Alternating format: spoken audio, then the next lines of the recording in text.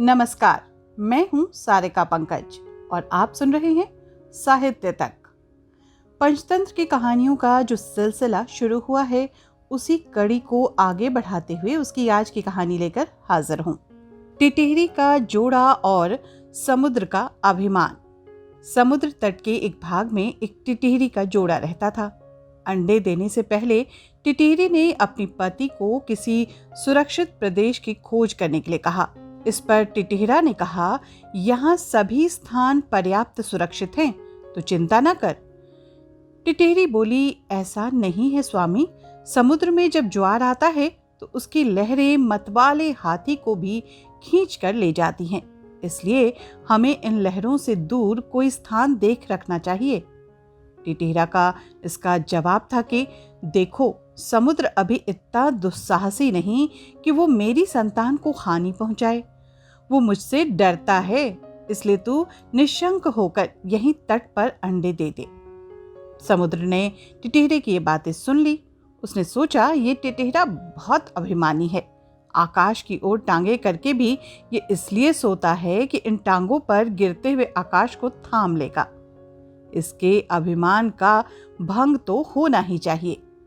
ये सोचकर उसने ज्वार आने पर टिटिहरी के अंडों को लहरों में बहा दिया।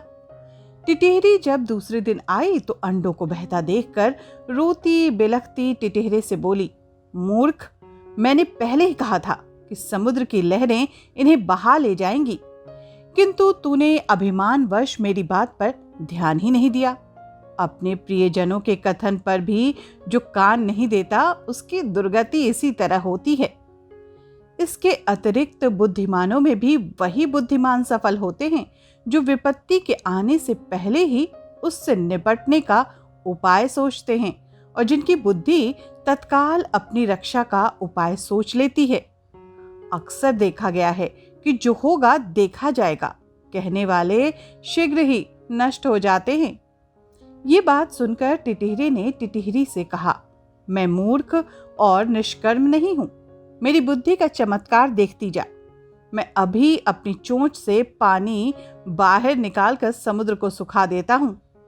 टिटिहरी ने कहा, समुद्र के साथ तेरा बैर तुझे शोभा नहीं देता, इस पर क्रोध करने से क्या लाभ। अपनी शक्ति देखकर हमें किसी से बैर करना चाहिए, नहीं तो आग में जलने वाले पतंगे जैसी गति होगी। टिटिहरा फिर भी अपनी चोंचों से समुद्र को सुखा डालने की डींगे मारता रहा।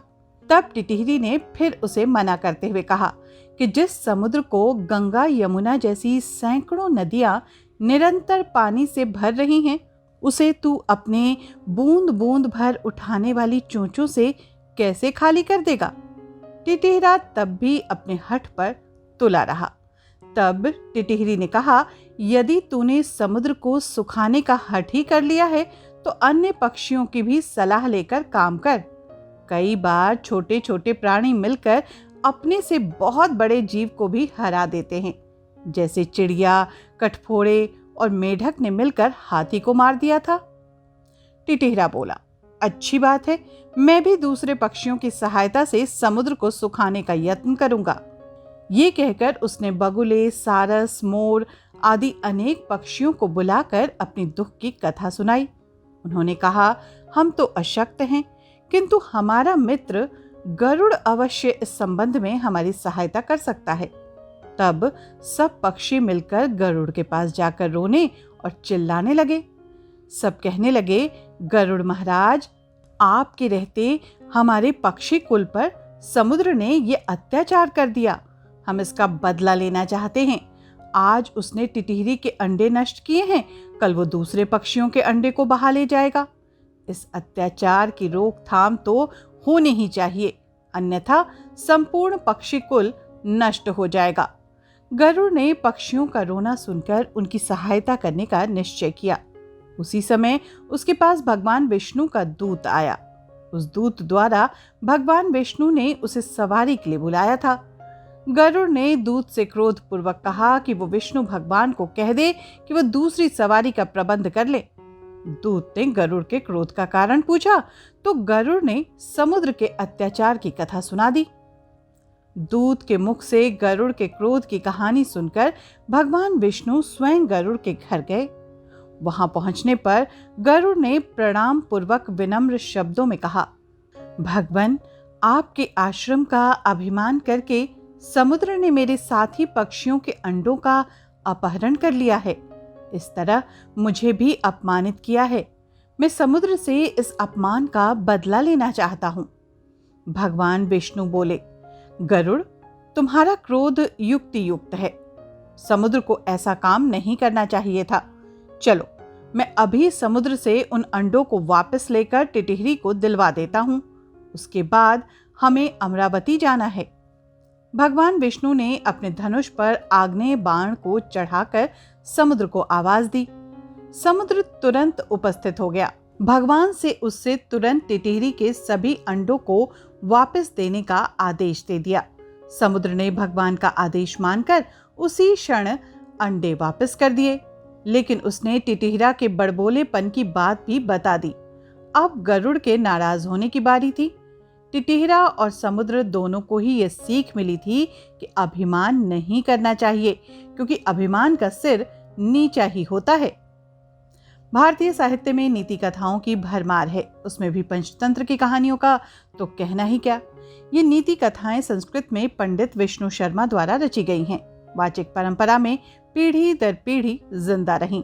इसकी महत्ता का अनुमान इससे भी लगा सकते हैं कि इसका अनुवाद विश्व की लगभग सभी भाषाओं में हो चुका है। मूल रूप में संस्कृत में रचित ये ग्रंथ हिंदी भाषा में कई विदेशी भाषाओं में प्रकाशन के बाद छप सका। पंचतंत्र का कथानक 5 भागों में बटा हुआ है, जिसकी मुख्य नीति है मित्रभेद, मित्रलाभ, कौवे एवं उल्लुओं की सीख, हाथ लगी चीजों का निकल जाना और जिसको परखा नहीं गया हो उसे करने से पहले सावधानी बरतना। पंचतंत्र की कहानियां मनुष्यों के अलावा पशु पक्षियों को भी पात्र बनाकर शिक्षाप्रद बातें बताती है। इसलिए साहित्य तक पर कालजयी कथाओं की कड़ी में आप हर सप्ताह पंचतंत्र की ऐसी कहानियां मुझसे सुनते हैं। क्योंकि ये कहानियां आपस में गुथी हुई हैं, इसलिए कई बार आपको एक ही कड़ी में 2-3 कहानियां भी सुनने को मिल सकती हैं। इस बार की पंचतंत्र की कहानी थी टिटहिरी का जोड़ा और समुद्र का अभिमान। इससे सीख मिलती है कि किसी को भी घमंड नहीं करना चाहिए, यानी कि अभिमान नहीं करना चाहिए। अभिमान का सिर हमेशा नीचा होता है। आज की कहानी बस इतनी ही। अगली कहानी लेकर फिर हाजिर होंगी अगले शनिवार को। तब तक के लिए दीजिए अनुमति। नमस्कार।